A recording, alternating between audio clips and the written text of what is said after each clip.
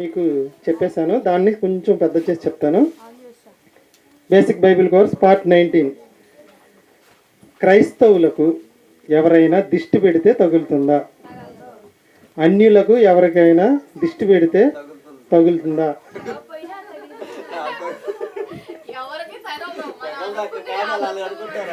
మొన్న ఆదివారం దగ్గర 45 నిమిషాలు పాట కూడా వేసాం. కరెంట్ లేదు, కరెంట్ ఉండి వేసామండి. కరెంట్ వస్తే ఆ టైంకి వేస్తాను. క్రైస్తవులకి దిష్టి తగలదు, అన్యులకి దిష్టి తగలదు. ఆ పాఠమంతా మీరు ఆదిపోయింది.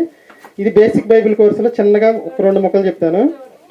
దిష్టి సమాజంలో పాతుకుపోయిన ఒక మూఢనమ్మకం అండి. ఇది దిష్టి అనేది సమాజంలో పాతుకుపోయిన మూఢనమ్మకం. అందుకనే దానికోసం మూఢనమ్మకానికి ఒక గుర్తు ఉంటుంది. ఎప్పుడు కూడా ఏముంటుంది అంటే ఒక బొమ్మ ఉంటుంది. దిష్టి బొమ్మలు చెప్పండి ఎలా ఉంటాయి? వికృతమైన ఆకారాలు కొన్ని ఉంటాయి, కోతి బొమ్మలు కొన్ని ఉంటాయి, రాక్షస బొమ్మలు కొన్ని ఉంటాయి. ఏది కూడా అందంగా ఉండదు.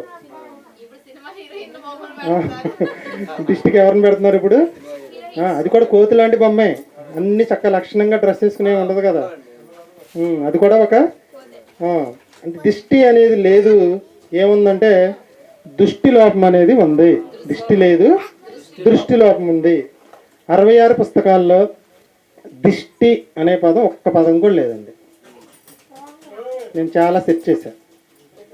దిష్టి అనే పదం బైబిల్లో లేదు. కాబట్టి ప్రకృతిలో కూడా దిష్టి అనేది లేదు. మరి ఏముందంటే బైబిల్లో దృష్టి అనే పదం సుమారు 396 సార్లు ఉంది. దిష్టి లేదు కానీ దృష్టి దృష్టి దృష్టి దృష్టికి ఏముంటుంది? లోపం ఉంటుంది. ఆ లోపమే దిష్టి కాదు. దిష్టి లేదు కానీ దృష్టి లోపం ఉంది. ఆ దృష్టి లోపం అంటే ఏంటంటే, దృష్టి అంటే అర్థం ఏంటంటే ఒకసారి చూడండి మీరు. ఆదికాండం 6:8. దృష్టి అనే పదం ఆదికాండం 6:8. ఆదికాండం 6:8. మొదటి పదం అసలు ఎక్కడుంది? దృష్టి అనే మొదటి పదం మన బైబిల్ 66 పుస్తకాల్లో ఆదికాండంలో 6:8. నోవాహు యెహోవా దృష్టి యందు యెహోవా దృష్టి అంటే దేవుని ఆలోచనలు, దేవుని చూపులు అని అర్థం.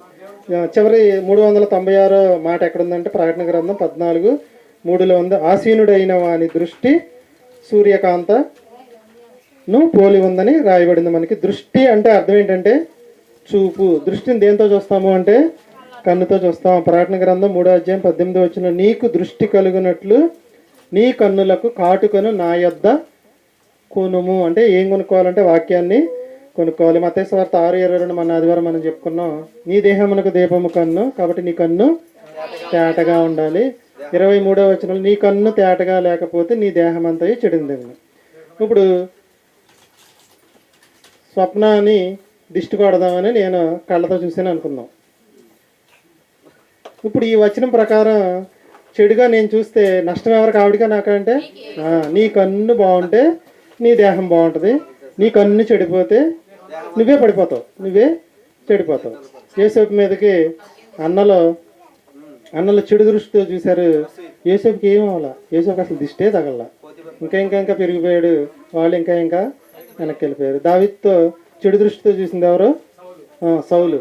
దావీదుకి ఏమీ అవ్వలేదు. సౌలు చివరికి చచ్చిపోయాడు. మన దృష్టి బాగోపోతే మనకే నష్టం, మన దృష్టి బాగుంటే మనకే నష్టం, మనకే లాభం. దిష్టి అనేది లేదు. అలా దిష్టి తగిలి పోయేటట్టయితే సినిమా హీరో హీరోయిన్లు ఎప్పుడూ చచ్చిపోవాలి. ఎందుకని? మంచి అందంగా ఉంటారు కదా వాళ్ళు. మరి వాళ్ళకి దిష్టి తగలట్లేదా ఏంటి అంటే దిష్టి లేదు కాబట్టి. ఇది ఒక భారతదేశంలో మాత్రమే ఉన్న పాతుకుపోయిన మూఢాచారం. ఎక్కువగా ఆంధ్రప్రదేశ్, తెలంగాణలో ఎక్కువ ఉంటుందంటండి. ఆంధ్రప్రదేశ్, తెలంగాణ. మన పక్క రాష్ట్రానికి వెళ్తే ఏ పనైనా అమావాస్య రోజు మొదలు పెడతారంట. తమిళనాడులో అమావాస్య రోజుని ఏ కొత్త పనైనా ప్రారంభిస్తారంట. కానీ అమావాస్య రోజు అంటే మనకి అసలు అన్నం కూడా తినరా? అసలు అమావాస్య పట్టించుకునేవాడికి ఏది లేదు. ఇప్పుడు దేవుడు ప్రతిరోజున మంచిగా చేశాడా, ఆ రోజు మంచిది ఈ రోజు మంచిదేనా అని అన్నాడండి? ప్రతిరోజు మంచిదే అన్నాడు. కాబట్టి ఇది మనం అన్ని మన మనసులో పెట్టుకున్న మూఢ ఆచారాలు. ఇప్పుడు చెప్పండి, బేసిక్ బైబిల్ కోర్సులు బేసిక్గా క్రైస్తవులకి ఏం తెలియాలంటే దిష్టి లేదు, దిష్టి అనేది తగలదు. ఎవరైనా మనకి దిష్టి పెట్టినా మనకి ఏమీ అవ్వదు. ఒకవేళ పెడితే ఎవరికి నష్టం అంటే ఇది బేసిక్ బైబిల్ కోర్సులో పార్ట్ 19. లేకపోతే ఒకసారి ఆఫ్ చేసామండి. పార్ట్ 20 అండి. పార్ట్